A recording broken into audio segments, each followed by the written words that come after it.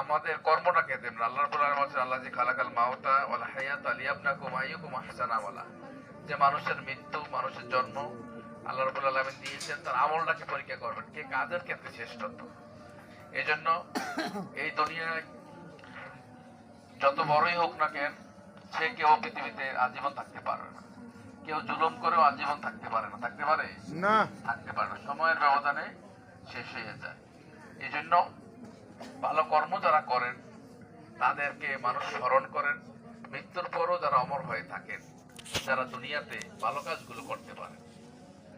এই জন্য আমরা যতদিনে দুনিয়াতে বেশি থাকবো, আল্লাহ রাব্বুল আলামিন এই মানুষকে ইন্নে জাইলুন ফিল আরদি খলিফা, মানুষের প্রতিনিধিত্বকারীর জন্য পৃথিবীর আশরাফুল মাখলুকাত হচ্ছে মানুষ। মানুষ এবং অন্যান্য প্রাণীর মধ্যে ব্যবধান হচ্ছে কি বিবেক নাকি? মানুষের চিন্তা চেতনা সৃজনশীল সময়ের ব্যবধানে পরিবর্তন হয়, কিন্তু অন্যান্য প্রাণী তাদের চিন্তা চেতনা আল্লাহ রাব্বুল আলামিনের পক্ষ থেকে যেটা দেওয়া হয়েছে আর বাইরে কিছু থাকে না। পারে না না। আপনি আজ থেকে 40 বছর আগে বাবুই পাখির বাসা যদি দেখেন একরকমই আসছে নাকি?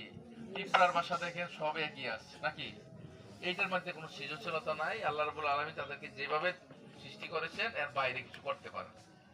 কিন্তু মানুষকে আল্লাহ রাব্বুল আলামিন বিচার করার ক্ষমতা, মানুষের মেধা যোগ্যতা, মানুষকে আল্লাহ রাব্বুল আলামিন তার বিচার করার ক্ষমতা যেটা দিয়েছেন, এটাই মানুষের মূল পার্থক্যকারী।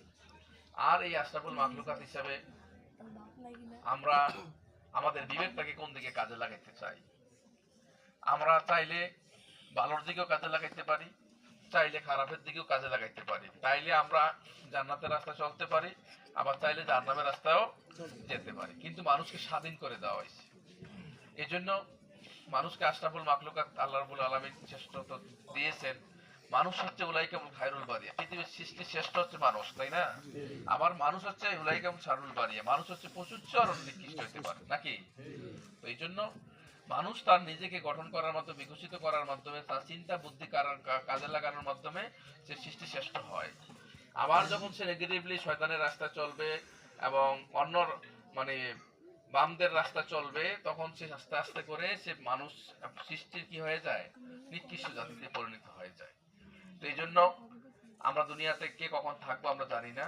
আমি আপনাদেরকে কয়েকটা উদ্দেশ্যে যে বিষয়গুলো বলবো,